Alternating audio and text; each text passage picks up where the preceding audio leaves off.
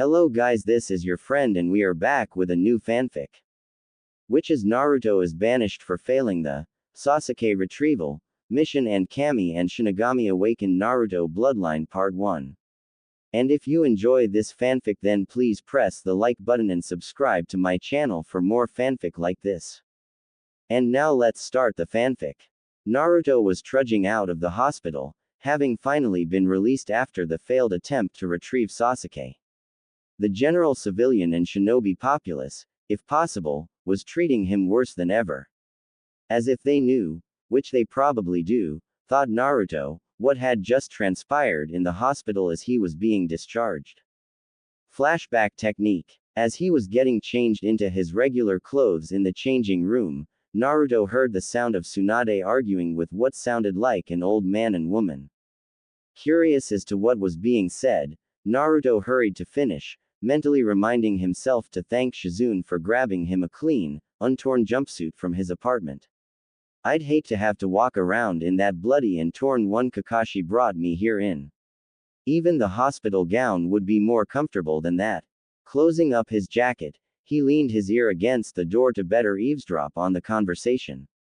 How could the council do this without my approval? They didn't even give it to me to veto before putting it to petition for the populace, and there was no week-long wait to give everyone the chance to vote. They can't do this. Tsunade spoke with heated restraint. Strange. When Ba-chan is angry, she usually either yells it for the world to hear or talks in that so cold hell would freeze from the chill voice. She must really not want any random person to hear whatever they're talking about. He didn't realize that Tsunade might not want him to hear the conversation, either. We're sorry, Tsunade-sama, but while Naruto and Jiraiya went out to get you to become Hokage, Danzo managed to get some small laws passed to give the council more power. In the absence of a Hokage, there was no one to veto those laws before they could pass. This is the result of one of those laws passing.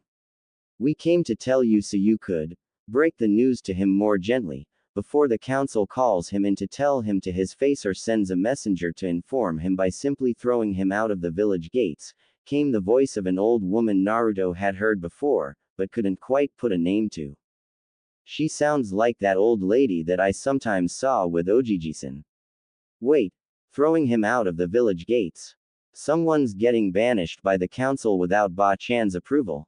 I've got a bad feeling I know the unlucky guy. Naruto's expression saddened. He wasn't an idiot about how the vast majority of Konoha's ruling council loathed the very air he breathed.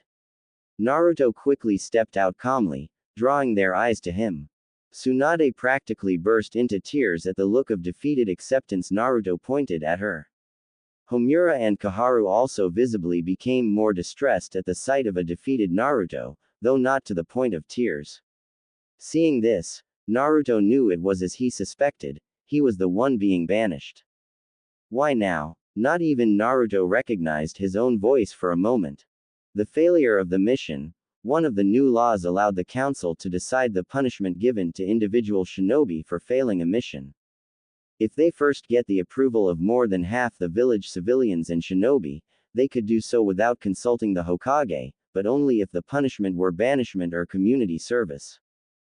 Those who feel you are the contained rather than the container claim you let the Uchiha go to weaken the village. Danzo informed those who were neutral about the topic that you used a sizable amount of the Kyuubi's chakra during your fight with the Uchiha, claiming that the seal must be weakening and that it was only a matter of time until the Kyuubi could either corrupt or control you. There are still a good number of us who consider you as the Yondaime wished and trust in the Shinigami's seal to hold, but apparently there isn't enough of us to stop this, certainly not enough of us on the council, the old man spoke, sounding worn down. Flashback technique. Kai. After that, they had told him why, other than for emotional support, they had chosen to come and tell him before the council could do it. Once the council officially informed him of his banishment, he would have an hour to leave the village. Doing it this way, he had time to seal up or pack his belongings and prepare himself for a long trip, so that he could use the hour after the council informed him to let his friends know he was leaving the village. After he escaped Tsunade's embrace of death, Koharu had handed him a dozen empty storage scrolls to use in his packing and 2 in-use storage scrolls.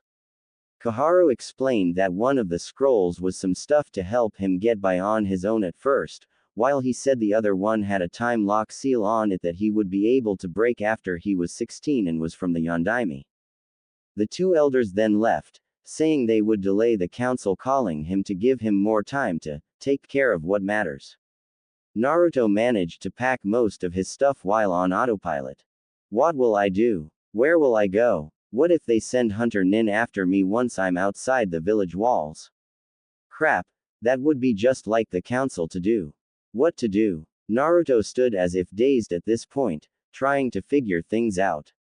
He knew that being banished meant that he would no longer legally be a part of Konoha. So while they couldn't consider him a missing nin and send Hunter Nin after him, the laws of Konoha would no longer protect him outside its walls. Not from any ninja who might, just so happen, to cross paths with him while on a mission from the council. Shit. There goes Ogg-san's law to keep the truth about the Kyuubi and the seal secret. Now even my friends will hate me. Maybe I should leave before the council summons me, to get a head start. Since the elders have already informed me of my banishment, I can just leave a letter saying that they told me and that I left peaceably like they asked. That way the council can't charge me as a missing nin for leaving before they banished me. Sitting down on the floor and picking up a piece of scrap paper he was going to leave behind, Naruto began to write hastily. An hour later, Morino Ibiki and Mitarashi Anko were not happy campers. They were standing outside of an apartment, banging on the door.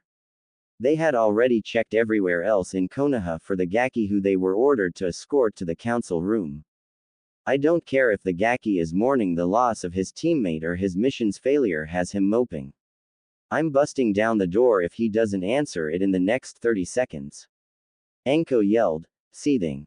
Half a minute later, Ibiki and Anko were looking at a dirty but empty apartment, the door laying busted on its floor. Quickly, Ibiki looked at the paper with the address that their current target lived at on it, and after quickly comparing it with the number on the door on the floor, said, well, it is the right room. Then where the hell is he? Better yet, where the hell is all his stuff? Anko was fuming as they looked through the empty apartment. Did the Gaki move and tell no one? Then again, I can't blame him for it if he did. I don't know, but Ibiki cut off as he noticed what appeared to be a note sitting on the kitchen countertop. Anko apparently noticed it too, as she picked it up and began reading quickly. Then her eyes bugged out for a second and she was out the door rushing towards the Hokage Tower, Ibiki right behind her and wondering, what got into her? And why does she look even more pissed than usual? Between Konoha and the Valley of the End, Naruto was running along the same path he had not 1 week ago, mainly because he figured this was the last way they would expect him to go. He couldn't go to Suna or Wave, because those were the first places they'd check. He was worried about heading for Iwa, since he does resemble the Yondaime and their hatred for anything reminiscent of the man was known throughout the shinobi world. He wouldn't head to Kiri, because he remembered Haku talking about the bloodline purges that cost him his family and his chance at a happy life. He hated the Mizukage with a passion for that. That leaves grass, aim, Kumo, waterfall, snow, and a few other small independent countries and islands. Seeing as I killed Aoi, and he was an aim Junin, that country is probably out. Maybe Kumo. They've been on shaky terms with Konoha since the Hyuga abduction incident, anyway, so they won't care that I'm on the run from Konoha. But since grass is closer right now, I'll go ahead and see what's there and make my decision based upon that. If Oto is in grass instead of beyond it, I'll be better off elsewhere. With that thought, Naruto jumped down into the large clearing ahead, gazing forward on the spires of bone that littered what was once a small, grass-covered flatland in the middle of a dense forest. Noticing a reddish upper torso with bones sticking out of its shoulders and back and a large bone spear on one arm, Naruto moved in for a look after he noticed that there was no breathing motion coming from the body. Kimimaro. I remember now what it felt like. To have no purpose. I'll search out a new purpose in this world, but I'll remember to not let someone like Orochimaru dictate or be my purpose. Even if you didn't mean to, you taught me that much. As Naruto gazed upwards into Kimimara's lifeless eyes, he felt something strange in his mind and his chakra pool. At first, it felt like they were stretching outward, through his eyes and towards Kimimara's corpse. Before he could seriously consider what was causing the feeling, there was a sudden pull and yank on his mind and chakra pool, followed by immense pain as it felt like they were both torn in two halves and one half of each blasted out of his body from his eyes, and towards Kimimara's body. Back in Konoha, Tsunade had just sat back from finishing up her last stack of paperwork on her desk. Boom! The doors to the Hokage office burst open and Anko stormed in waving a small piece of paper with writing on it. Hokage-sama, what is the meaning of this? Slapping said paper onto the Hokage's desk, she glared at Tsunade. Ibiki chose that moment to finally make it to the office, panting at having chased Anko all the way there. Tsunade picked up the note and read it. Her hands, grip tightened, her eyes narrowed, and her eyebrows formed a crease between them. Looking up, she saw Anko pacing furiously, grumbling about, damn council bastards, and the like, while Ibiki looked on with an eyebrow raised to show his curiosity. Mulling over her options, Tsunade decided to go for the direct, honest approach. Yes, the council banished Naruto. Ibiki looked shocked, while Anko looked ready to explode at her, Hokage or not. No, I couldn't stop it. At this she received a skeptical look from both people in her office. I thought the Hokage's approval was needed for any punishment of that severity, Ibiki said, closing the doors, then leaning against them with his arms crossed. Tsunade sighed and rubbed her forehead, feeling a headache coming on. Well, unfortunately for us, between Sensei's death and my appointing as Godime, the council passed a few laws to give them more power in certain situations. Anko and Ibiki were silent, waiting for more information. Although Anko was much more tense now. Not that I could blame her, thought Tsunade. Next to Naruto, Anko is the second most unjustly hated shinobi among our ranks by the biased fools of the council. The new laws allow them to assign individual punishments for shinobi who fail their missions, and if they get the approval of more than half the village civilians and shinobi first, they can bypass any need for the Hokage, but only if the punishment is either community service or banishment. Anko had a sharp intake of breath at this, and Ibiki winced in silent sympathy for her. What I want you two to do is go out and continue looking for Naruto for another hour to buy him some more time. At the end of the hour, return here. The three of us will then proceed to the council chambers, where I will inform them that I told Naruto myself and he has already departed from the village. Tsunade had a smirk on her face when she said this. Ibiki and Anko almost felt sorry for the council members she would inform of her view on the matter. Ibiki and Anko left the Hokage's office quietly, both planning to ask about Naruto's whereabouts at their own favorite hangouts. The bar and the dango stand, respectively. Naruto's mindscape. It's about time you awakened, kid. Maybe now we can figure out why the hell he is in here with you. At the sound of that voice, Naruto's eyes shot open. He'd only ever heard it once before, after Ero Sennin shoved him off that cliff, but he doubted anyone could forget this voice after hearing it once. Kyuubi.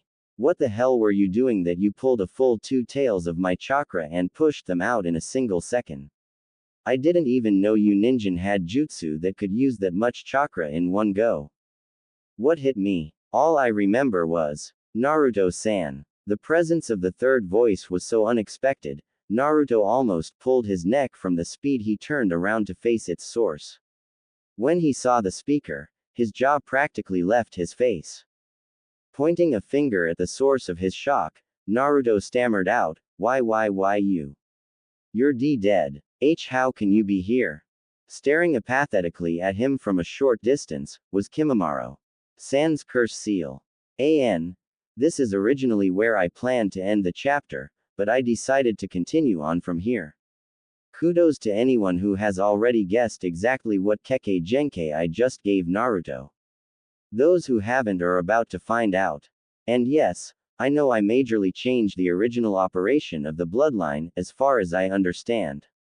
I know no more than you, Naruto-san. But, you, dead, me, huh? Naruto's face was contorted in a manner that reminded one of a donkey. That along with his words made it clear that he was confused to the point that even his thoughts weren't coherent. Maybe I should come down there and look more closely at this. Something's off about your eyes, kid. Naruto turned back to look at the fox, but before he could even ask what it was talking about, its massive silhouette simply vanished. Near panicking at the thought that it wasn't in the cage anymore, Naruto was even more stunned by what happened next. Hey, kid, I'm down here. Even though the voice was still obviously Kyuubi's, it also held a certain femininity to it that Naruto wasn't expecting at all. Looking down, Naruto's eyes widened even further. Wearing a kimono covered with a design of red, white, and black roses on thorny vines was a woman of 5 feet 11 inches with, from what Naruto could see, a toned, lean body with a generous bust size. Her hair was black, straight, and went to the middle of her back, and her eyes were a reddish-orange with slits for pupils. On her face were 6 whisker marks just like his. If it weren't for the fact that she had fox ears on top of her head, 9 bushy fox tails behind her, and she was on the other side of the bars, Naruto would have just assumed that he had a really attractive visitor to his mind. Kyuubi is a woman, and a really beautiful one at that. Kyuubi's own eyes widened even further as she could now clearly see what was off about Naruto's eyes. A single black ring around the pupil told her all she needed to know. A small, vulpine grin made its way onto her face as she thought, by Kami. I didn't even think any of that bloodline still existed anymore.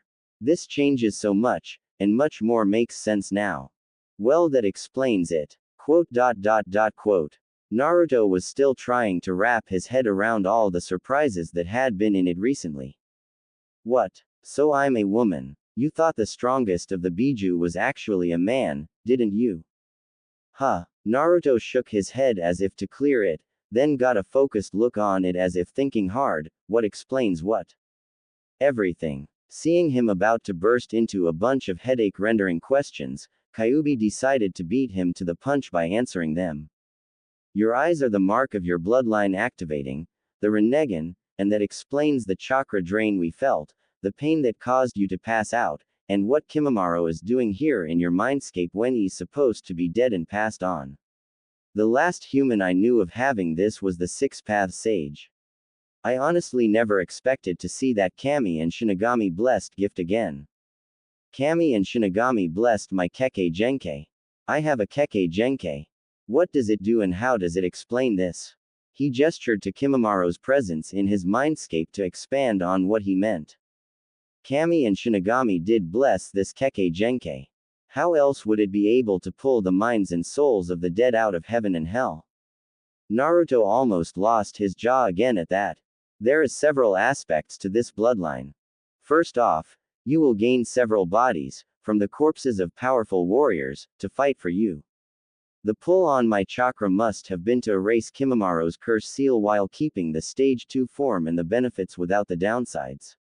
Your chakra that was pulled from you revitalized Kimimaro's chakra pools, healed all physical and biological damage from his body, and sealed away his body for you to call out when you need it, so it can rest when you don't. Second, each body will have an independent chakra pool of its own that will be the same size as your own pool at peak.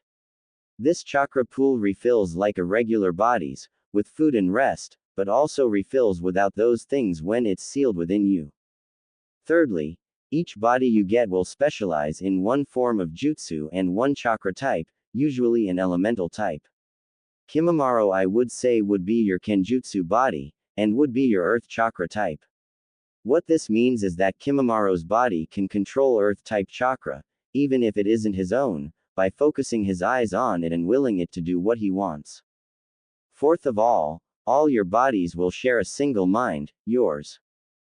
You will experience all the senses of your other bodies at once and will control them all with a single mind. This is one of the strengths and weaknesses of the bloodline. Because of this aspect, when one of your bodies, even your own, is killed, all you have to do to revive it is pump enough chakra from any of your bodies into it to repair the damage. Since your mind is shared by all your bodies, even if your original body is killed, the other bodies still carry your mind, so you can still revive it. Wouldn't my brain overload from the sensory input? Fifthly, it brings back the soul and mind that originally owned the body and cages it within your mindscape so you can learn to use the body to its fullest from them. If they refuse to teach you, you'll absorb information from their mind as you sleep, but otherwise they can teach you while you're awake by instructing through mind talking. The mind and soul are only released to go back to their place of judgment when you have mastered the use of their body, but if you die with them still in your mindscape, they'll simply cease to exist.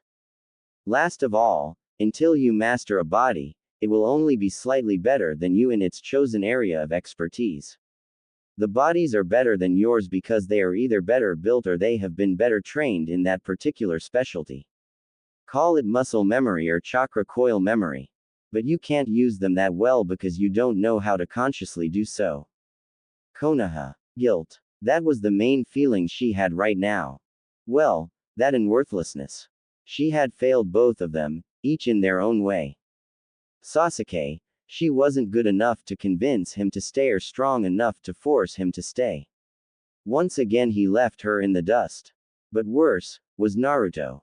She made him make that promise, knowing he was the only one good enough, strong enough to get Sasuke back. She made him make that promise, knowing it crushed his heart to do so. That promise, because of it, he held back for her sake, and she had lost them both, her first love and the guy she had begun to see as a big brother. What good do you think your moping around is gonna do? Spoke her inner voice. What else can I do? Sakura was alone in her room, and she spoke quietly, so she knew no one but her inner persona could hear her. Get off your ass, train yourself into the ground, and go drag Sasuke's ass back here. Then, when they're applauding us as a hero, tell them you want Naruto back as your reward. It's the perfect plan, cha. In the silence that followed, Sakura began to think about what her inner self had said. She knew her only chance of beating Sasuke was getting training equal to being the apprentice of a Sannin, but she figured Tsunade was too busy being Hokage to help her and she'd sooner go to the hubby Tem himself than ask the super pervert for personal anything. The only thing she could think of was becoming a wandering nin. They weren't limited to a single area's specialties, they had all the privacy needed for intense training in the wilds, and they got toughened up by having to live without the amenities of a hidden village. And we could run into Naruto. Together, nothing could stop us from bringing Sasuke back. Plus, if he helps, the council won't have any choice but to see him as a hero equal to me for bringing Sasuke back. They'll have to let him back in, cha. Figuring that this was her best option, Sakura started packing her things for a long-term mission. Unnoticed by her, Kakashi stood on a tree branch, having stopped by to check up on his last remaining student. Seeing her pack up her things, he quickly left to inform the Hokage of what he thought was taking place. Outside Sakura's house several minutes later, Sakura stepped out of her family's house to find a pair of Anbu waiting for her. Haruno Sakura, please follow us to the Hokage's office, immediately. Any resistance will be met with extreme force. I have no problem coming with you. This was met with a questioning, from one of the Anbu. I was going to have to talk with her anyway. This way saves me from waiting or making an appointment. The Anbu shrugged, then one laid a hand on Sakura's shoulder and shunshin to the Hokage's office doors. Go ahead and enter. She's waiting for you. Sakura stepped into the office to face an angry-looking Tsunade. She jumped when the door slammed behind her, revealing a frowning Kakashi who leveled her with a stern gaze. She briefly wondered what was wrong before realizing that they could see her stuffed full pack. She quickly took a proper formal stance before the Hokage and began to speak. Hokage-sama, I request permission to take an indefinite leave for the purpose of training outside the village. Sakura wished she had a camera. The look of shocked surprise on Tsunade's face was a once-in-a-lifetime view for most people. Haruno Sakura, your request is declined. But, Hokage-sama. Tsunade slammed her hands on her desk, silencing Sakura's protests. I will not have you chasing willy-nilly after that Uchiha. This isn't about Sasuke. Tsunade leveled Sakura with a critical glare as she calmed herself to better make her argument. Editing out anything about her inner voice, Sakura bared the skeleton of her plans to Kakashi and the Godime. Naruto's mindscape. And that's how I can help improve your Kekkei Genkai. Although I can only do this because you're my host, otherwise Kami and Shinigami would get pretty pissed that I played around with their gift. At this point both Kimimaro and Naruto were speechlessly staring at Kyuubi with eyes the size of dinner plates. Kyuubi simply stood with her arms crossed waiting for the reaction she knew would be coming. Blinking, Naruto breaks out of his dumbfounded state. Why would you do all that? I mean, what's in it for you, or, what's the catch? Putting on a fake hurt expression, Kyuubi asked, what makes you think I'm doing this at a cost to you? Naruto narrowed his eyes at her. I am familiar with how bloodlines were made. They were given to humans who either did something on their own that a superior being favored, or they had to perform tasks to repay the being who gave them their bloodline. You guys don't do this kind of stuff for free. Kyuubi chuckled for a few seconds, then smiled at Naruto. Good, your mind has gotten sharper from this. Yes, I'll be getting something out of this. A little freedom. And, no, I won't be fully free of the seal, because all that would accomplish is pissing Shinigami off. That's not something on my to-do list. Naruto squinted into space, a slight frown on his face and his head tilted to the side in thought. Now that you mention it, my mind does feel like I'm thinking better. Why is that? Did you do something? No, that's actually a facet of your bloodline, as well as a safeguard Kami placed into it. Your brain is designed for extreme multitasking. I mean, you do have multiple bodies sending constant sensory input into your brain, while at the same time you have to send complex instructions to each individual one of those bodies on how to move its muscles and mold its chakra while at the same time interpreting what its senses are telling you in order to determine what that body should do next. Multiply that by however many bodies you have in addition to your own, and you can see why simply transplanting the eyes into another person won't work. Oh, if my brain is so great, why'd I have so much trouble with focusing it in the academy? Because you tried focusing like a normal person focuses. Think of your mind as divided into segments. You consciously focused a segment on the lecture, but all the other segments kept doing their own things, distracting you because you weren't controlling them. Oh, then how is having a divided mind a good thing? Let me give you some examples from your moments of genius that have gotten you called the #1 most surprising ninja.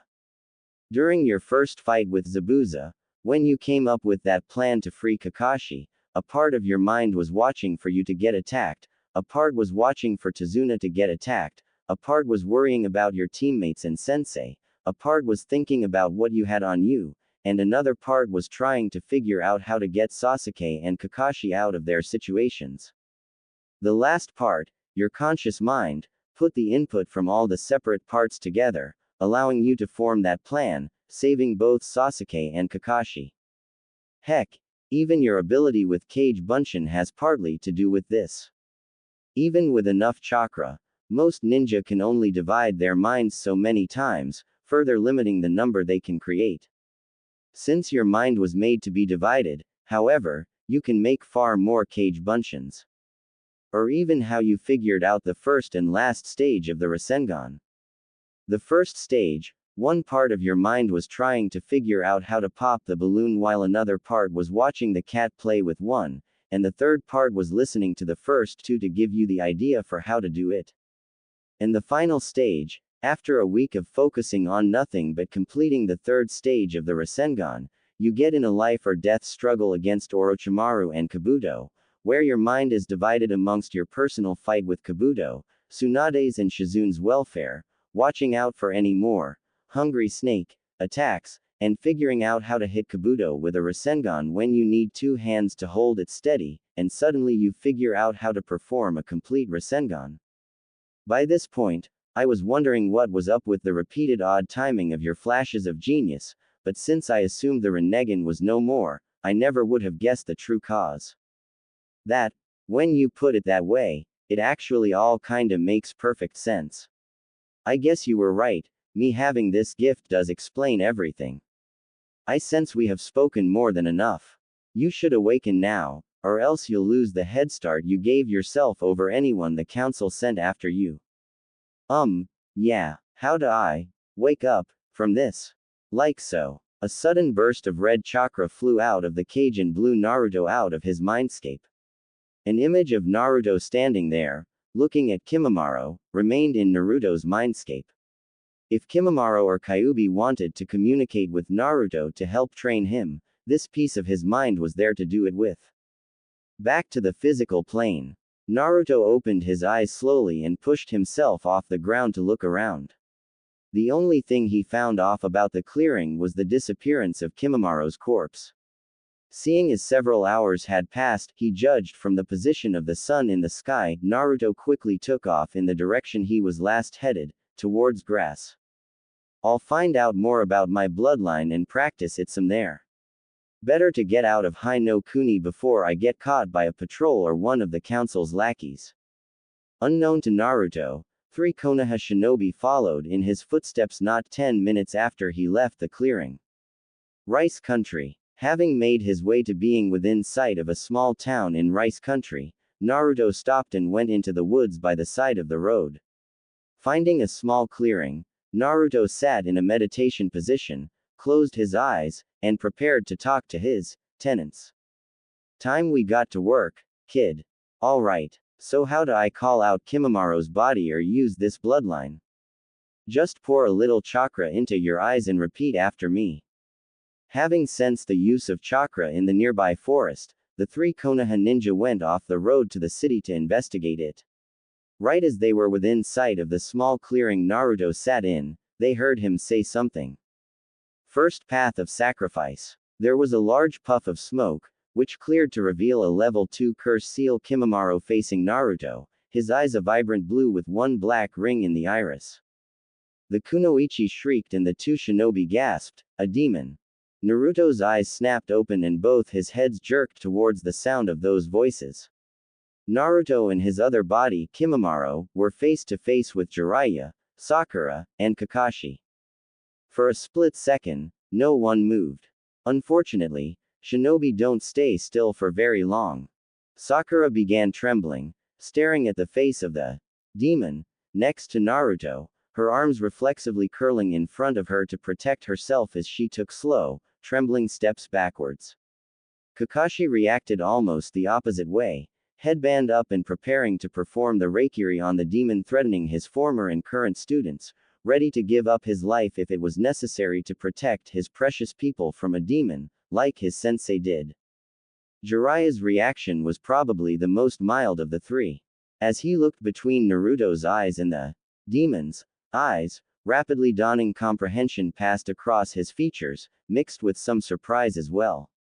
Naruto found himself in the worst spot he could imagine.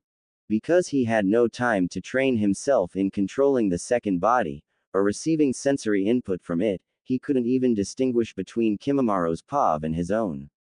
So it seemed to him as though Kakashi's and Sakura's reactions were pointed at himself. Guess they already told my generation about the Kyuubi, if Sakura's reaction is anything to go by. And I thought Kakashi-sensei actually cared about me, but judging from the look on his face, it's like he's waited his whole life to get the opportunity to do this to me. Great. I wouldn't stand a chance of fighting Kakashi normally, and between this feeling of disorientation and my inexperience with fighting with my bloodline, I'll have even less than that. Looking over to Jiraiya, Naruto saw the only sight that held any hope of getting out of this situation alive. Fortunately, Jiraiya was aware of his companion's actions and reacted before things escalated to the point of no return. His right arm shot in front of Kakashi and blocked him from a straight-on assault. His left hand found its way to Sakura's right shoulder, giving a comforting squeeze. When both turned to look at him, he gave a grandfatherly smile, the kind the Sandaime used to be known for, the kind that made you feel like everything was going to be okay. Sakura's fears seemed to ebb away, and Kakashi's desperate aggressiveness calmed. Calm down, Kakashi, Sakura. Things aren't what they seem at first glance. A confused look crossed the two's faces at Jiraiya's statement, and as they turned back to face Naruto they took more defensive, less aggressive stances, waiting for Jiraiya's explanation of his strange statement. Instead of launching the explanation right away, he struck up a conversation with the still and silent Naruto. So, when did you activate the Rinnegan, Naruto? And how come you never told me? The other three looked stunned, two of them wondering, what's the Rinnegan? And Naruto thinking, he knows what the Rinnegan is by sight of it alone. It happened on the way here, so I couldn't really tell you before now.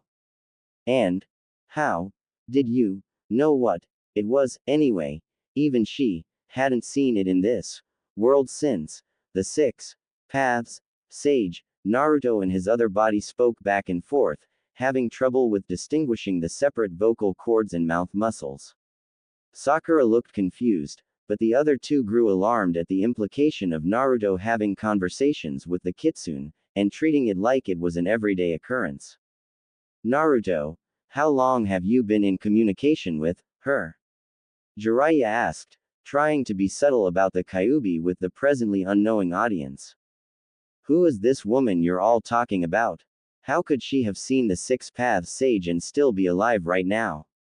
Sakura blurted out, hating being out of the loop and a little freaked by the way the demon and Naruto talked in turns between each other. Jiraiya and Kakashi stiffened at the thought of breaching that secret with Sakura, while both of Naruto's bodies started to chuckle. When all three looked at him odd, he explained, I would have thought the council revoked that law the first chance they got. I'm surprised she doesn't already know about it just yet. That's what I find so funny. Don't know about what yet? What law? That I am the container the Yondaime sealed, the Kyuubi, no Kitsune, into. That statement prompted an uncomfortable, shocked silence, followed by Sakura fainting standing up. Well, at least we can continue the conversation without needing to hide things anymore. Jiraiya and Kakashi sweat dropped at that. Jiraiya quickly pressed his earlier question, so when did you start conversing with the Kyuubi? Shortly after the Rinnegan activated. She seems nicer now that I have it. A puzzled look crossed Kimimara's face. Alright, not to change topics, but what does the Rinnegan have to do with the current situation? Kakashi asked, still confused about Naruto's other body. The demon body standing next to Naruto isn't a demon at all. The Rinnegan allows Naruto to take a powerful corpse and turn it into a new body for himself to control, among other abilities. Even if the body used to hold a demon's mind, the body is now fully subservient to Naruto's mind and will. It isn't any more threatening than Naruto himself is, so unless Naruto plans to attack us, the demon body won't do so either. How do you know even that much about the Rinnegan? You recognized it by sight, and you mentioned it had more abilities than those linked to the bodies. She didn't mention anything like that. At the time I started teaching the boy who would become the Yondaime, I had picked up 2 other students. They were orphans, a boy and a girl. The boy, Nagato, was a distant relative of your father's, and he had the Rinnegan. Most of what I know about it, I learned from teaching him and researching the 6 Paths Sage to help find ways to better train him. Unfortunately, during the war, there were many casualties, and Nagato and the girl were 2 of them. Despite the fact that Nagato and your father were related, your father never activated the Rinnegan, so all who knew about it simply assumed he didn't have the genes for it. I guess now I know it was simply a fluke that he never awakened it. A shock went through Naruto's system. Kimimaro, puffed out of existence and his Rinnegan turned off as the truth of Jiraiya's statement hit him like a ton of bricks. Not that Jiraiya had seen another Rinnegan user or trained him, but that Jiraiya knew who Naruto's father is or was. Shock gave way to anger in the blink of an eye, and Naruto's fists clenched tight. His face twisted into a scowl and he lowered it so his eyes couldn't be seen through his bangs. "You knew," he growled out. "And you never told me." Jiraiya could feel the sweat roll down his forehead as he realized the monumental screw-up of a slip of the tongue he'd pulled off now.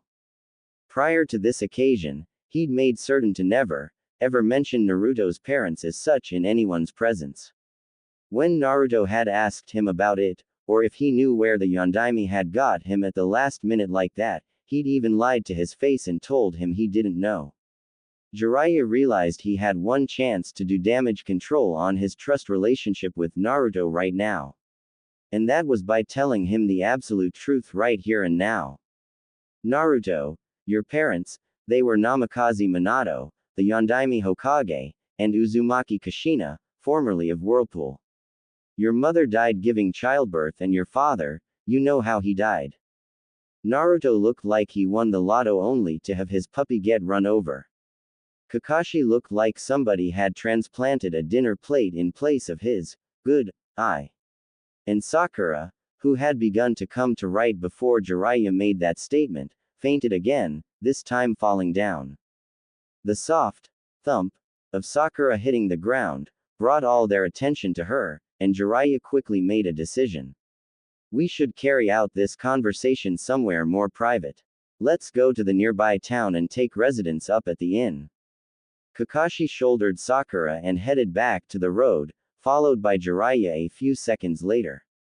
Naruto stood still, staring at the ground for a minute, then took off after them. "I have to know more." In at the village, Kakashi laid Sakura down on one of the beds in the room he'd be sharing with her, then went to the room for Naruto and Jiraiya, so they could continue the conversation as a group, and so he'd be able to put off answering Sakura's many questions that were sure to come once she woke up. Once Kakashi was in the room, Jiraiya shut the door and performed that silence and blindness seal, which kept all sounds and sights inside the room in while still letting such from outside in. Naruto was sitting on one bed, and Kakashi and Jiraiya sat on the other bed, facing him. "So, Naruto, what are you doing in this country, anyway?" "Wave or Suna, I could see, but you headed to the country we suspect Orochimaru keeps his base in." "Why is that?" Kakashi questioned. Naruto's eyes widened a bit at the knowledge that Orochimaru keeping his base in this country was almost certain now, but was quick to answer. "I honestly wasn't certain if Orochimaru's base was here or in the following countries, but I figured if the council sent their dogs after me, this is the last direction they'd expect me to go. I plan to hightail it out of here at the first definite sign that Orochimaru has set up shop here, though.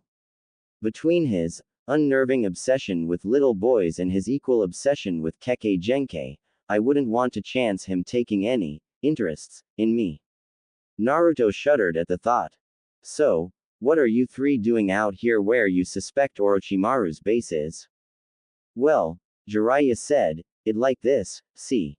Konoha, Hokage's office. Tsunade-sama, are you sure it was wise to send those three out to retrieve the Uchiha?"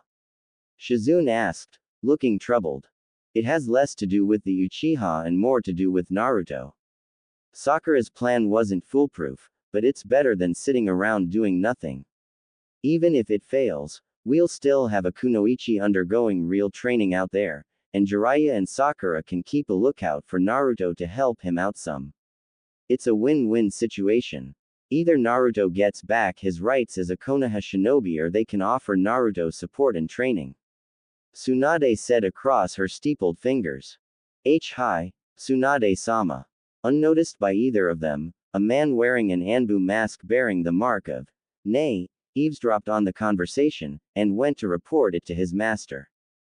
Back at the inn, "So you see, that's the main plan. It was mostly Sakura's idea, but after hearing it, the rest of us jumped on board and refined it.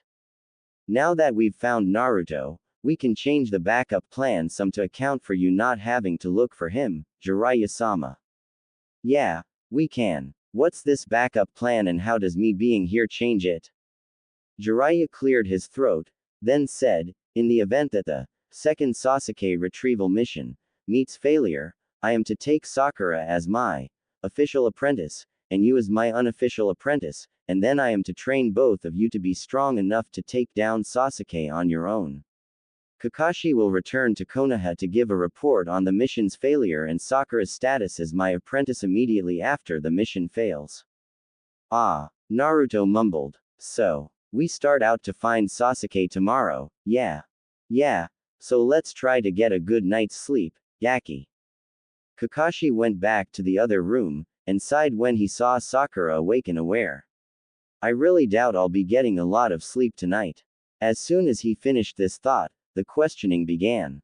As Naruto laid down in bed, he realized that amidst the back and forth questions, he'd forgotten all about the questions he really wanted the answers to. Damn it, I forgot to ask for more about my parents. I'll have to spend the rest of the mission pestering them with questions to get back at them for distracting me like that. Haha. Timeskip of a few days. All went less than well, as Sasuke was nowhere to be found in the base that they'd searched and Sasama's friend was beyond saving. Naruto hadn't even gotten in any practice with his bloodline, figuring that Kimimara's former body would definitely freak Sasama out. Outside Orochimaru's newly ruined lair, Sakura and Naruto were doing their best to comfort a crying Sasama, while Jiraiya and Kakashi stood off to the side talking quietly. Kakashi, I need you to do something for me before you return to Konoha. What for? It'll help in training Naruto's Kekkei Genkai in a way I cannot easily do alone. And it will help Naruto's Kekkei Genkai itself. It shouldn't take you too long. Alright, then, what is it you need me to do? An hour later, Sasama is reunited with the anti-Orochimaru Fuma clan members, and the four who once called Konoha their home were leaving the village the Fuma clan was based in. About 10 minutes walk out, Jiraiya suddenly stops walking. Everyone else stops and looks back at him. Jiraiya pulls out a scroll and says, "It's time we got the two of you training." Then he tosses the scroll to Sakura, and says, "That scroll contains exercises to increase your chakra capacity and physical capabilities. Until you can complete all the exercises in that scroll, you won't be ready for personal training of any kind under me, Sakura." She opens the scroll and looks at it for a minute before looking back up at Jiraiya, pale-faced. Jiraiya motions to the woods to the right, and Sakura trudges off into them with her head down to work on the exercises in the scroll. Once she was out of sight, Jiraiya and Kakashi both look at Naruto, whom is practically jumping out of his skin from containing his excitement for training. Suddenly, Naruto looks at Kakashi like something clicked in his head. Hey, Kakashi-sensei, aren't you supposed to be on your way to Konoha to give those reports? Actually, yes. But Jiraiya here asked me to do something to help with your training, a specific task, and I agreed, so I'll be around you for a little longer. Naruto looked at Jiraiya, who had his arms crossed and a smug grin on his face. Naruto, Jiraiya began, the first part of your training in the Rinnegan must be to get you accustomed enough to having multiple bodies that you can effectively use them in combat situations. When I used this training with Nagato, we called it long distance and multiple places training. In order to perform this training, we first need you to call out one of your bodies. Right. Hey, Kyuubi, how do I do this again? Sai, just push chakra out your eyes and say. The first path of sacrifice. When the poof of smoke cleared, the level 2 curse seal form of Kimimara's was once again revealed to the two shinobi. So what do I do now? Naruto and Kimimaro asked. You probably notice you are having a difficult time telling which body is giving you which set of sensory input, right? Naruto just nodded his head to Jiraiya's question. This is because you are receiving the exact same information through two sets of senses that are a mere 2 feet apart, creating a disagreement in what they perceive as one view is just slightly askew of the other, messing with your mind. The best way to deal with this is to move one body to a completely different area, then get used to using two bodies with one mind. Once your mind has gotten acquainted with this exercise, it can recognize each body's unique signature, and it will be possible to have two of your bodies next to each other without the input messing up your coordination. In other words, it's easier to start with your bodies separated and then work towards each other. Okay. What your second body and Kakashi will be doing is going back with these. Here Jiraiya held up 4 scrolls with seals written all over them, and picking up the corpses of those other members of the Odo 4 to use later for more bodies. While you get used to normal ninja movement with your unusual second body, it has a tail with Kakashi. I'll be training the main you right here in various things as well as talking about what all I'll be teaching you while you're with me. That should help you adjust to using two bodies simultaneously much faster. I think I get it, but Naruto attempted to move Kimamaro's foot, but wound up stumbling forward himself. How am I supposed to even follow Kakashi away from here when I can't even coordinate my movements well enough to walk the right body? Kakashi took a few steps forward and placed one hand on Kimamaro, the other forming a basic one-handed seal. You don't. I take care of that. With a swirl of leaves Kakashi had shunshined Kimamaro, and himself closer to the border between Rice and Fire Country, leaving behind a momentarily disoriented Naruto and a smiling Jiraiya. Jiraiya pats Naruto on the shoulder and gestures to a bench by the side of the road. Let's sit down and talk about what you'll be learning under me in the foreseeable future. Naruto slowly made his way to the bench and sat down almost gingerly, looking at Jiraiya the whole while. Jiraiya sat next to him, relaxing on the bench before he looked at Naruto seriously. We'll be going over a lot, so to make it easier for you to remember I'll split it into 2 simple categories, training to help you with your Rinnegan, and training that has pretty much nothing to do with your Rinnegan. For the Rinnegan, I'll be teaching you the proper way to use those eyes, chakra control, elemental chakra training, taijutsu, strategy, and various ninjutsu to help out with the main weakness of the Rinnegan for you. Wait. What weakness is that? Naruto was beginning to adjust to having 2 separate bodies now that they weren't in constant conflict with each other. While using the secondary body powers of the Rinnegan, it is dangerous for you to use the Kage Bunshin or any variation thereof. What? Why? While the body is out, the section of the mind that body is connected to is separated from the rest of your mind by a sort of bubble that allows you to discern sensory input and directions given to that body from your others. When you perform Kage Bunshin and its variations, it divides up your mind randomly. If its random division cuts into that bubble, your connection with that body will be permanently lost. It's the only way for you to permanently kill one of your secondary bodies. But, most of my skills and strategies in a fight revolve around my use of Kage Bunshin and the mass version. I can't even use the Rasengan without a Kage Bunshin there to hold it together for me.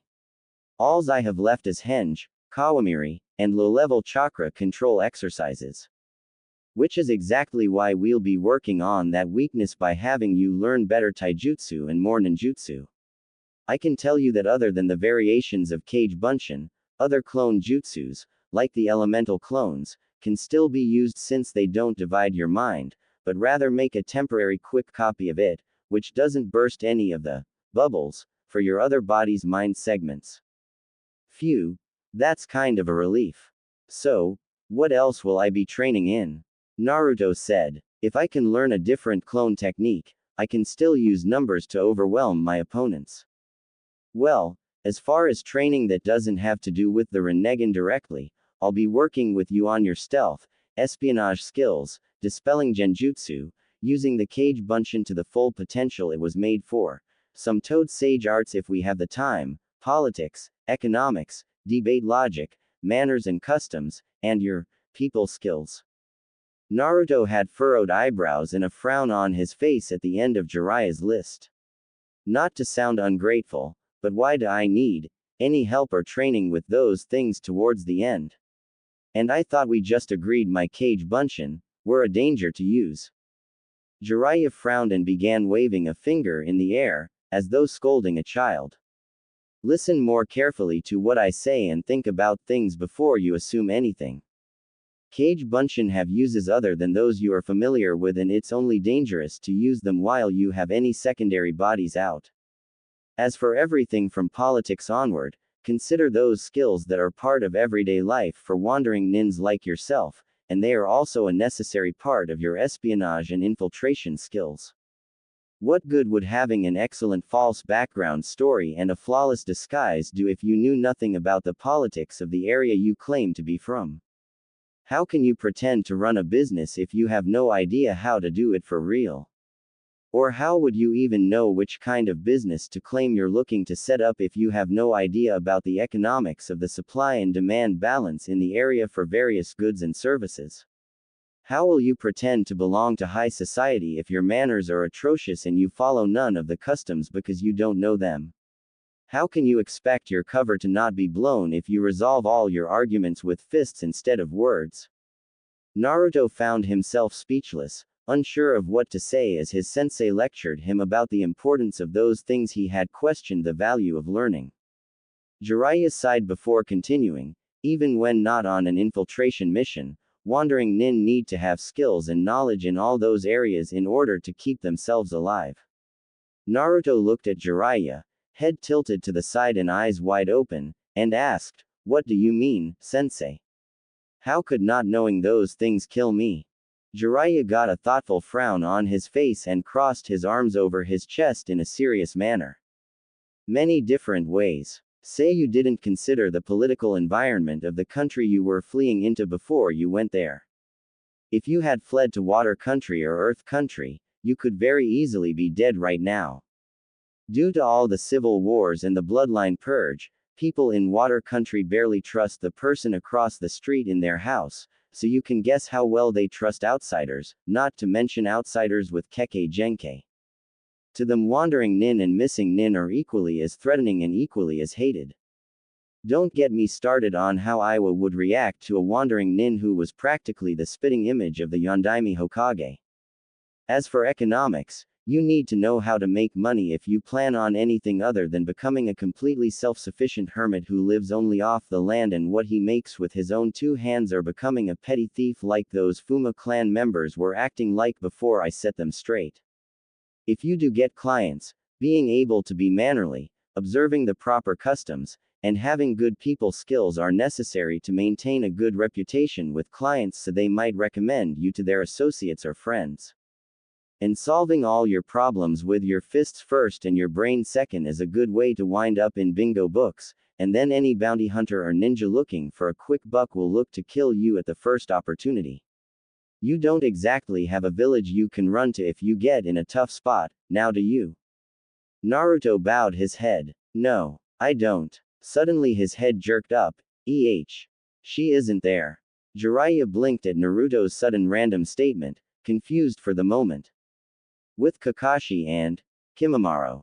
After looking for about 10 minutes among the chopped up trees, Kakashi decided to speed things up manually. Performing the necessary hand seals and using some of his blood, Kakashi summoned his nin dogs. Naruto looked over to see what the puff of smoke was about. Oi, Kakashi. What is it you summoned us for this time? Pakun asked. There should be the body of a young woman in this general area, but me and Naruto can't find her anywhere. Can you help me out, please? Kakashi asked, knowing being polite to his summons helped. The summoned dogs spread out and quickly began searching for any trace of a young woman's scent in the area.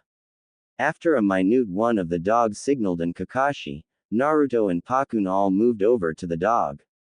Pakun sniffed the ground at that spot and nodded to the dogs that had gathered round. Kakashi, a young woman was laying in this spot for about 5 days straight before someone came and moved her 2 days ago. And Kakashi, whoever this lady is, was still alive when they moved her. Kakashi and Naruto stiffened at the news. It was an unplanned for twist in what they expected. Kakashi asked, "Can you track the scent?" "Yeah, It hasn't rained since then, so unless they tried to lose their scent there'll be no problem with that. Good. Everyone but Pakun will follow the scent and signal when you get within 100 yards of the target, but don't allow anyone to see you. Pakun will come with me and Naruto as he can hear the signal from farther away than either of us. Pakun hopped on Kakashi's shoulder and the rest of the dogs took off after the scent.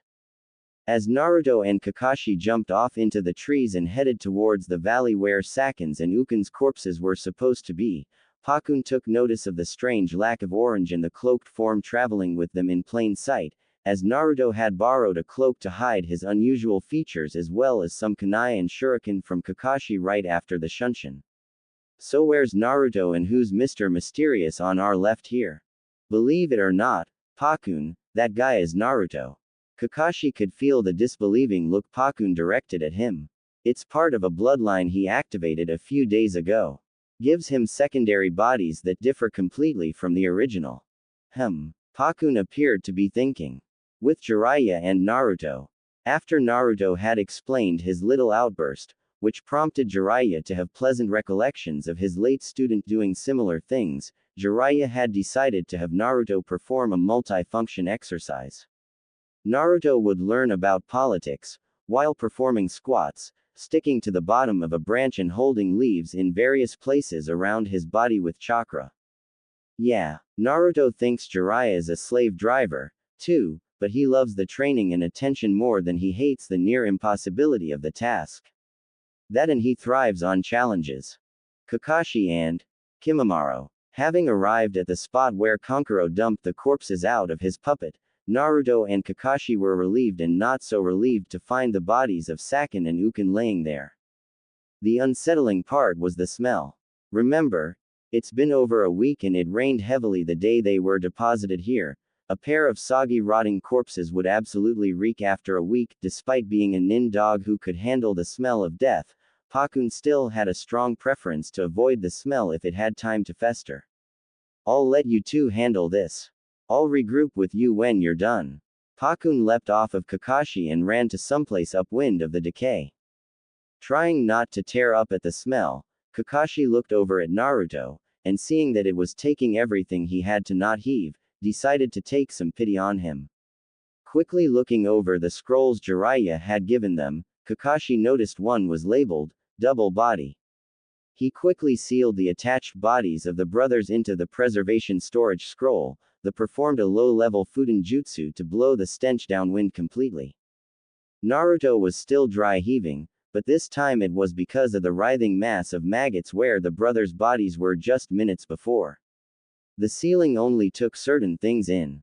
Bacteria, viruses, insects in any form and parasites were all filtered out by the seals on the scrolls. It helped the preservation seals do their job. But it also left behind a nasty mess to see. Jiraiya and Naruto. After Naruto was past the dry heaving fit he had, which had earned a merciful break from Jiraiya when he was able to explain it between heaves, Jiraiya made Naruto return to what they were doing before. SIFMA. So, where should we start with the lesson on politics? Not that I'd want it to happen, but how about explaining the whole deal with me being banished when no one else on my team was? Alright, but this issue is complex, so prepare yourself for a very long conversation. Naruto simply nodded as he continued his upside-down squats with chakra control exercise. First of all, the law we're talking about gave the council the power to single out shinobi on a group mission that failed for individual or separate punishments if the right conditions were met. There were 3 major conditions to be met in order for the council to have this power. First, the shinobi must have been involved in a failed mission of C rank or greater. Second, the majority of the council, the majority of the shinobi population, and the majority of the civilian population must each agree, via 3 separate voting pools, that the council has the right to punish that specific shinobi in a specific way. Third, the punishment must either be banishment or public service without pay, basically being required to do so many hours of missions 1 rank lower than you're qualified for before you're allowed to go back to regular paid missions. You were involved in the failed Sasuke Retrieval mission, which was higher than AC rank, and your punishment was banishment, so the first and third conditions were quite obviously met. I'm guessing you're wondering about the second condition, though. Naruto nodded his head, though he had a good idea of the cause. Okay. First, the council's vote. We both know exactly why and how much the majority of them hate you, Naruto, so I shouldn't have to explain how that voting pool got passed. Naruto sighed and nodded, figuring it was going to be more of the same for the other two as well. Second, the civilians' vote. When people are faced with a horrible and/or personally traumatizing tragedy, it is human nature to have a need for someone or something to vent the pain, fear, and anger on. When the rightful person or thing to blame isn't within their power to vent upon, they find what they recognize as the next best thing, usually called a scapegoat. All the civilians who lived in Konoha before, during, and after the Kyuubi's attack would have needed such a scapegoat, and you were the most convenient. So it shouldn't be hard to figure out why the majority of the civilians voted to have you banished. Naruto's squats had begun to slow down, not from exhaustion but from a growing pain in his soul. The matter-of-fact way his sensei spoke about this was like he was saying it was fated to be like this, and Naruto was starting to believe it himself. Third, the shinobi vote. This was where things got iffy and people had to be convinced to make it go through. Shinobi, at least the good ones, are trained to separate their emotional and logical responses to a situation and choose the logical one in such occasions as this vote. So the majority of them wouldn't have allowed their pain or anger to cloud their judgment to vote to banish a perfectly good shinobi. Which was why Danzo had to step in before the vote and inform them of certain facts. Danzo took the mission reports for the Sasuke Retrieval mission and convinced those logical shinobi that the seal must be weakening if that much of Kyuubi's chakra was leaking out into you. Even though they still didn't see you as Kyuubi incarnate, with Danzo giving them his version of the facts, they would be forced to see you as a primed explosive tag that would release the Kyuubi on those around you when you went off. What's the most logical thing to do with an explosive tag that cannot be destroyed or disarmed that is in your home, near your precious people? Get it as far away as possible. Naruto said. I don't know whether to feel sad that they saw me that way, or happy that they didn't throw me out because of blind hatred. Naruto's head suddenly snapped up, and he lost a few leaves in a moment of surprising realization. Wait a second. How the hell did Danzo get his hands on the mission report when only the Hokage is supposed to have access to those? And how did he know about me using the Kyuubi's chakra? I didn't have a chance to give my official report before the council handed down my sentence, and no other than Sasuke was there when I used it. I really doubt Sasuke decided to mail Konoha a letter telling them I used the red chakra. Jiraiya sighed. Remember that you were accused of letting Sasuke go intentionally, which would be insubordination by willing sabotage of the primary objective of the mission. In order to determine the accuracy of the charge, the council would receive access to 3 things in relation to it: hard evidence, of which there was none; an eyewitness, and given that the only 2 were either a missing nin or the accused, they chose to not bother hearing it; and the mission reports regarding the mission. Logically, since Danzo was on the council, and the council had access to the mission reports, Danzo had access to the mission reports. Also, while it is true that no Konoha loyal shinobi saw you using the Kyuubi's chakra, Kakashi did sense it as he approached the Valley of the End, and he would have included this fact in his unbiased report. Naruto didn't know how to take this information. He had been banished most likely because of something Kakashi-sensei had written in his part of the mission report. He understood why his sensei had done it, and he knew Kakashi never would have expected it to have these consequences for his student, but it still hurts him inside. So, why just me? Was it just the Kyuubi, or? While it is true that you were singled out by the council because of the Kyuubi, there are 2 reasons they could give those who accuse them of bigotry. First, assuming that the council actually votes them as being at fault for the failed mission, the odds that the civilian and shinobi populace would decide the same are extremely slim. Everyone else on that team was an heir or prodigy of an important clan in Konoha, so they all had social status with the civilians and strategic importance to the shinobi, without the drawbacks of the Kyuubi factor. Second, when a mission has multiple parts to it, and everyone except one person succeeds at doing their part of the mission, any mission failure will be blamed on the one who failed their part. Throughout the retrieval mission, your teammates, parts in the mission gradually became, keep this sound 4-5 member from interfering in the primary mission. If you look at it that way, everyone but you succeeded in their part of the mission, even if Shikamaru, Kiba, and Lee had help from the Suna siblings to do so. The only one who failed his part of the mission, technically, was you. So the failure of the mission could easily be pinned on you. SIFMA.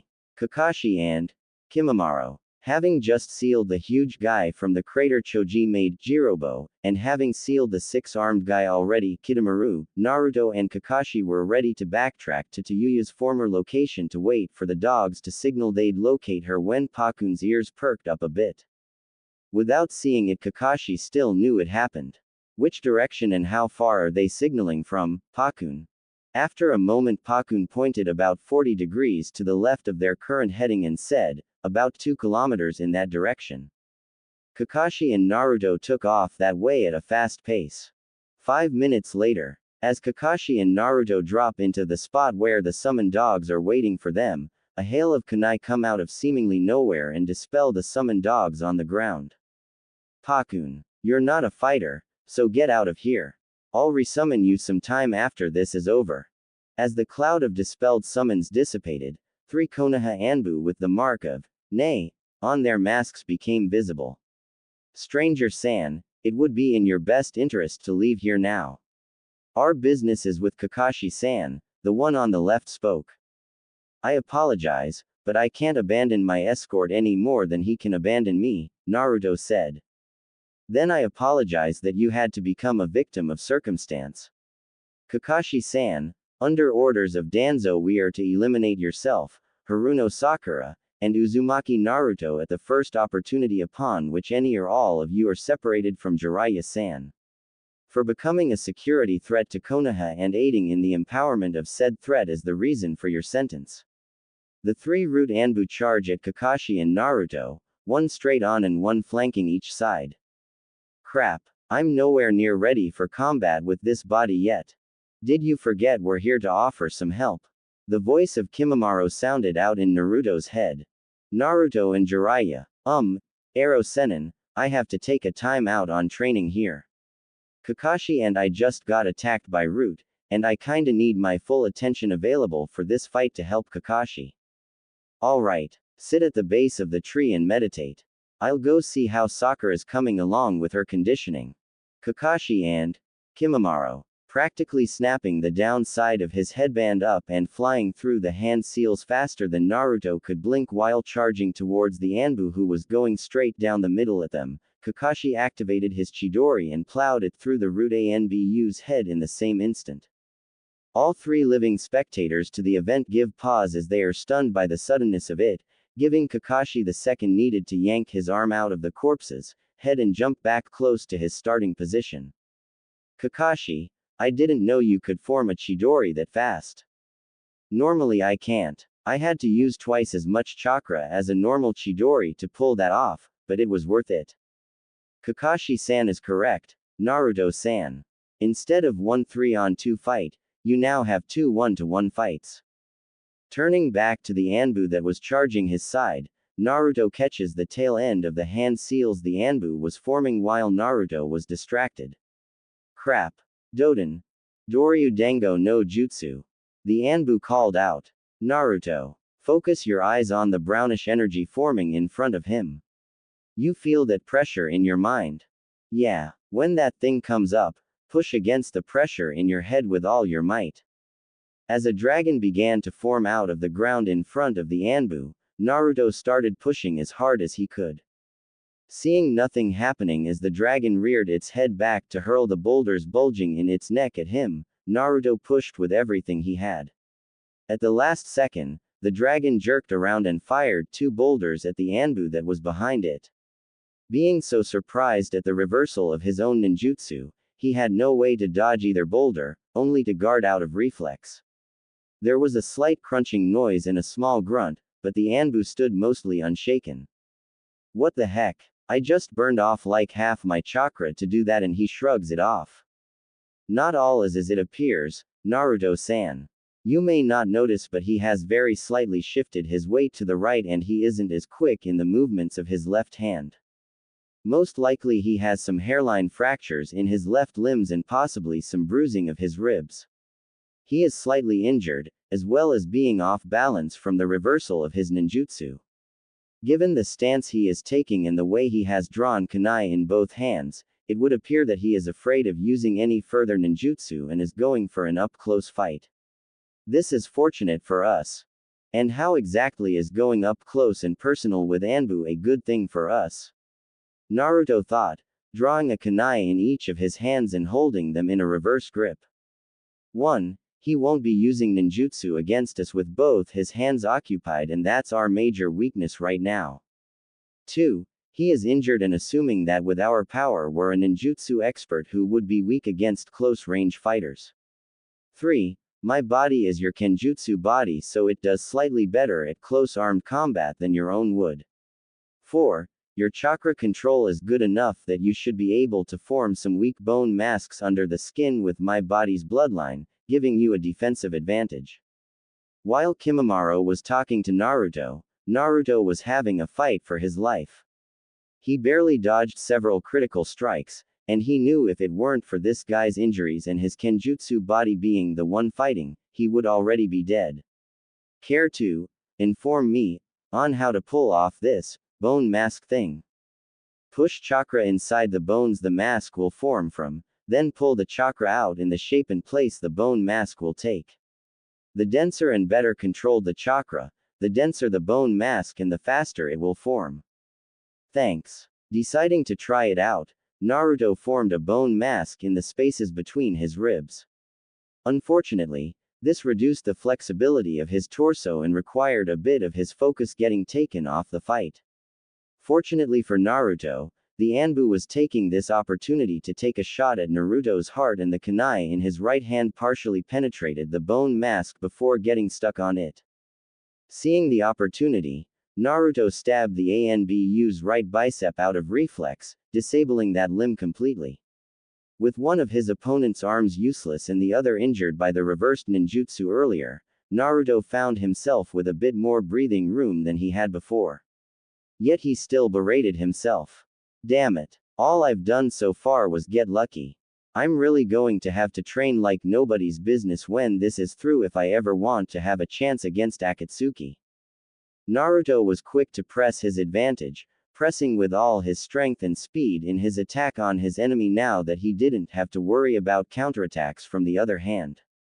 The Anbu meanwhile was struggling to hold his own. The hairline fracture he had from the boulder crashing into his arm earlier was beginning to spread and get worse from absorbing the impact of the blows he was blocking. The only thing keeping the fracture together at this point was the 1,000 miniature chakra strings he had silently formed in his arm to reinforce the bones and hold them in place together, just like he had done with his leg, but he was starting to tire from both physical and chakra exhaustion. Everything added up in their fight fairly quickly, and one slice that the Anbu failed to both block and dodge later, Naruto had a fair amount of blood on his arm with splatter on his face, and the Anbu lay on the ground bleeding out through his jugular and choking on his own blood. Naruto stood stunned as blood dripped from his arm and kunai, the sound of Kakashi and his opponent clashing echoing in the clearing behind him. Hearing Kakashi grunt in exertion, Naruto turned around and saw him pressing kunai to kunai with his opponent, the two trying to overpower each other. The two saw a blur moving in from the corner of their visions and, neither letting up on the pressure, they both turned their heads to see a half-dozen shuriken coming in on the root Anbu. The instant Kakashi felt his opponent let up on the pressure, he dropped his kunai and grabbed the Anbu by the wrists. Using his Sharingan to predict the Anbu's movements, he held his ground for the second it took the shuriken to hit their target. With the root Anbu disabled by his injuries, Kakashi released his wrists, disarmed him of his kunai, and plunged it into the Anbu's heart in a single smooth motion. Panting, Kakashi quickly pulled his headband back over his Sharingan and sat down. The 3 root operatives sent to kill him and both his former students were dead, so he felt pretty safe for the moment despite the nagging voice in the back of his head that he was forgetting something important. Looking over to his bloody former student, he recognized the look on his face. "What's wrong, Naruto? I know that wasn't exactly your first kill." Naruto looked up at Kakashi, trying to find the words to express his emotions at the moment. It wasn't the same as the other times. The aim Junin and that tyrant in Snow Country, when I hit them with the Rasengan they flew away and died out of sight, without any mess like this. This time, he was laying there, his blood on me, struggling to live. I saw him get weaker and weaker, until he just stopped. Kakashi bowed his head at that. Yeah, there's always a difference between knowing you killed someone, and actually seeing the life leave him. But remember, if you didn't kill him, he would have killed that body, helped his partner kill me, and then he would have regrouped and gone after you and Sakura. Which do you prefer, getting bloody and knowing Sakura's safer for it, or staying clean and always worrying for her safety? Naruto sat next to Kakashi, facing the opposite way to watch for trouble while they recuperated from the fight. They could wait to continue tracking down to Yuya until they were in better condition. Besides, they'd have a hard time finding her without Kakashi's summons and he needed to recover enough chakra to summon them and still be able to put up a decent fight if they ran into more trouble. Unseen by the 2 in the clearing, the last root Anbu of the 4-man squad left the area to report to Danzo about this strange man with unusual powers that was helping the little group they were sent to exterminate. He felt no guilt for sending his squad to its death to test out the unknown male, because like they say, in the shinobi world, information can mean more than many lives. Naruto and Jiraiya. Naruto was telling Jiraiya all the details of what had happened before, during, and after the fight while Jiraiya was writing it in a report he'd send by summon to Tsunade so she knew what was going on behind her back.